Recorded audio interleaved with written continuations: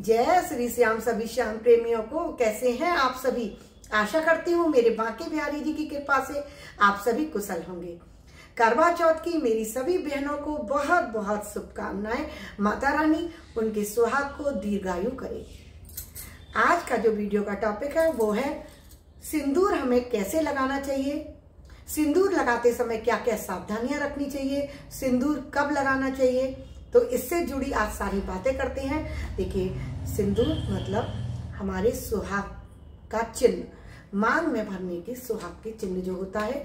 तो सिंदूर का क्या होता है, सबसे पहली बात कि सिंदूर की जो डिब्बी होती है उसको हमें किसी के साथ शेयर नहीं करना होता। यानी कि आपके घर में कोई मेहमान आया है और वो चाहते हैं कि आपकी सिंदूर की डिब्बी में से थोड़ा सिंदूर अपनी मांग में भर लें, तो नहीं, सिंदूर कभी किसी के साथ शेयर नहीं किया जाता है। दूसरी बात, जब आप स्नान करके आए, आपने सिर धोया है, तो तुरंत मांग नहीं भरी जाती है, बालों को सुखाकर मांग भरी जाती है।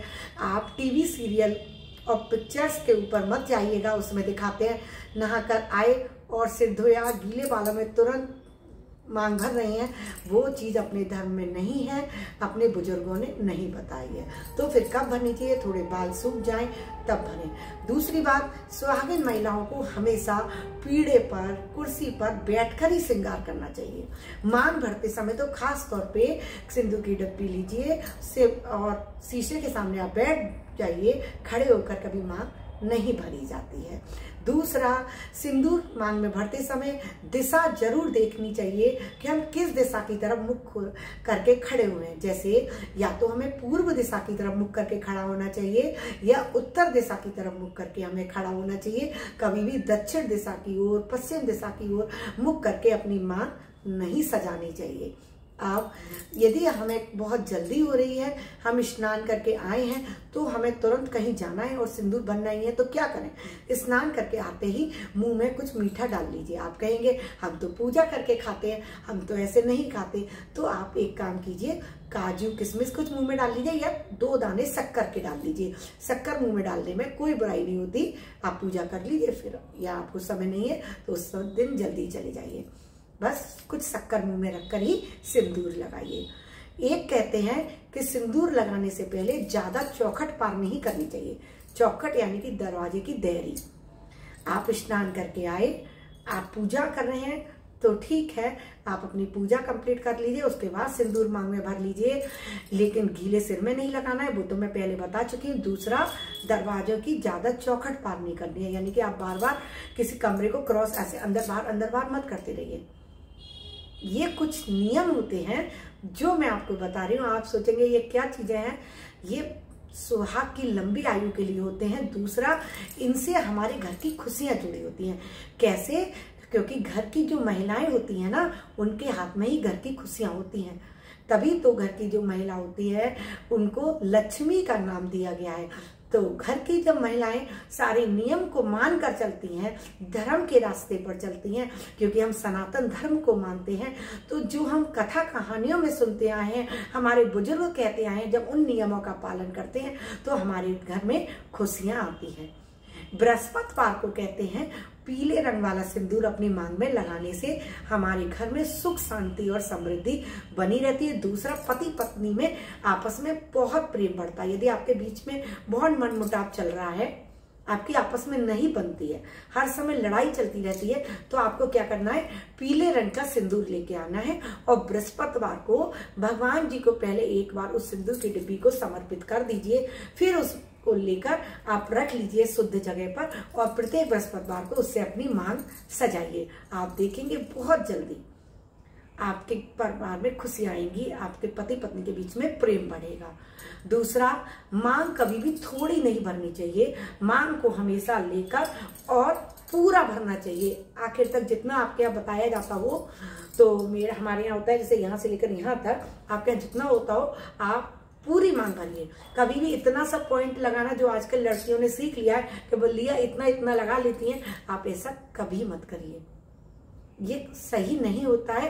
कहते हैं जितनी अच्छी आप मांग भरते हैं ना, उतना आपके पति की आयु लंबी होती है। दूसरा, आपके बीच में प्रेम बढ़ता है। अब दूसरी बात बता रही हूँ बहुत जरूरी, सिंदूर की डिब्बी में से कभी सिंदूर झलक जाए, जैसे आपने सिंदूर लिया और कभी कभी भरते समय कुछ छिटक गया, जमीन पर गिर गया, एक तो यह अपशगुन भी बोला जाता है कि सिंदूर का गिरना अच्छा नहीं होता है। इसलिए सिंदूर की डिब्बी खोलते समय बहुत सावधानी रखिए, शांति में उस चीज को, कार्य को करिए। ऐसा नहीं कि एकदम से कहीं जाने की जल्दी हो रही है, कुछ काम कर रहे हैं और ये काम भी करते जा रहे हैं। ये सुहाग के चिन्ह में जैसे चूड़ी पहनने का काम, सिंदूर भरने का काम, इन कार्यों में जल्दी नहीं की जाती है, सावधानियां रखी जाती है। अब सिंदूर भरते समय जो मैंने बात की कि सिंदूर अगर नीचे गिर गया है तो क्या करें, तो हम अपनी साड़ी यदि पहने हैं तो साड़ी के पल्लू का जो किनारा होता है ना, इससे उस जगह को थोड़ा पोंछ लेंगे। इस तरीके से जहां पे सिंदूर गिरा है उस जगह को पोंछ लेंगे। यदि आप सूट पहनती हैं तो दुपट्टे से उस जगह को, दुपट्टे के कॉर्नर से, इसको पल्लू बोलते हैं, पल्लू से उसको थोड़ा सा आंचल से पोंछ लीजिए और फिर उस जगह को प्रणाम कीजिए। हे भगवान, मेरे सुहाग की रक्षा करना, मेरे घर परिवार में खुशी बनाए रखना, जो गलती हुई हो माता रानी क्षमा करना। तो इस प्रकार माता से, गौरा माता से प्रार्थना करी जाती है कि अगर कोई भूल हुई हो, मेरी सुहाग पर आँच आ रही हो तो माता कृपा करना, मेरी गलतियों को क्षमा करना। तो इस प्रकार उस सुहाग की जो सामग्री फैल गई है, सिंदूर गिर गया है, उसको समेटा जाता है, क्योंकि उस पर किसी का पैर नहीं पड़ना चाहिए। सुहाग की जो डिब्बी होती है उसको हमेशा सिंदूर को लकड़ी की डिब्बी में रखिए, चांदी की डिब्बी में रखिए। प्लास्टिक की डिब्बी में, स्टील की डिब्बी में कहते हैं रखना नहीं बताया गया है। आप लकड़ी की डिब्बी में रखिए, बहुत शुभ होता है। ऐसी सीप वाली डिब्बी में रखेंगे, ये भी बहुत शुभ होता है। पीतल की डिब्बी में भी रख सकते हैं और चांदी की डिब्बी में तो कहते हैं बहुत ही शुभ होता है। तो आप इन डिब्बियों में रखिए, प्लास्टिक की डिब्बी में और स्टील की डिब्बी में सिंदूर कभी नहीं रखना चाहिए। दूसरा, सिंदूर को हमेशा बहुत सावधानी से प्रयोग करना चाहिए, जैसे मैंने पहले बताया। क्यों?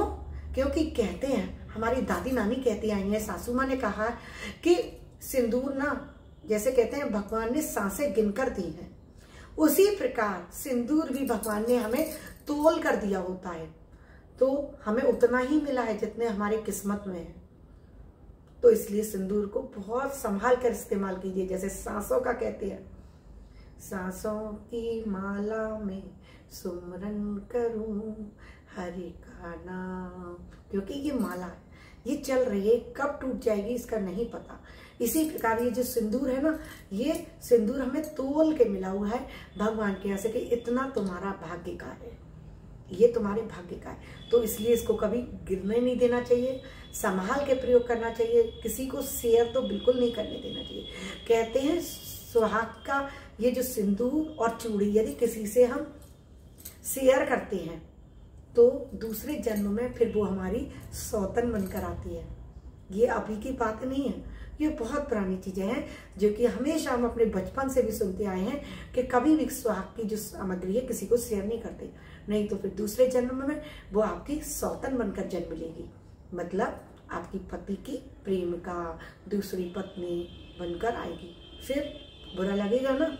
तो यदि आप चाहते हैं आप दोनों में, पति पत्नी में प्रेम बना रहे, आपके परिवार में खुशियां बनी रहे, आपके दूसरे जन्मों में भी 7 जन्मों तक, मैं ये नहीं कह रही कि यही पति मिले, क्योंकि उसमें तो बहुत लोगों के बहुत सारी बातें हो सकती हैं, लेकिन सिंदूर से जुड़ी जो रिवाज है कि आपको दूसरे जन्मों में भी पति ऐसा मिले जो आपको प्रेम करे।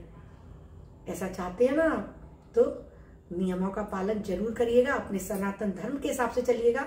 और वीडियो अच्छी लगे तो प्लीज प्लीज प्लीज मेरे चैनल को लाइक करिएगा, सब्सक्राइब कीजिएगा और बेल आइकन को पुश कर दीजिएगा, जिससे नित्य नोटिफिकेशन आपको मिलते रहे। अभी के लिए विदा लेती हूँ। राधे राधे।